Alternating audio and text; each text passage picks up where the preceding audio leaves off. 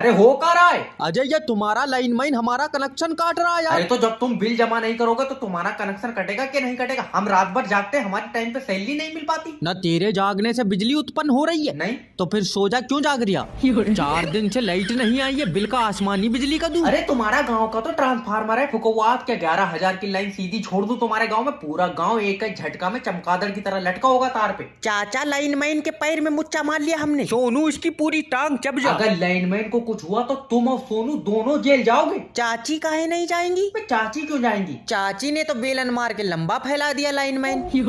अरे सो रहा है वो लाइनमैन, सो रहा। तुम एक काम करो, बत्ती छोड़ दो यार। तुम हो कहाँ पहले ये बताओ हमको। बिजली के खंभा पे बैठे हैं हम। बिजली खंभा बैठ के बत्ती मांग रहे हो तुम? औ का अगर हमने बत्ती छोड़ दी तो मुंह से करंट घुसेगा और पिछवाड़े से चुलकुए छोड़ोगे तो बौदी ऐसी हो जाएगी जैसे राजस्थान में कैक्टर। चाचा, लाइनमैन झाग छोड़ गया।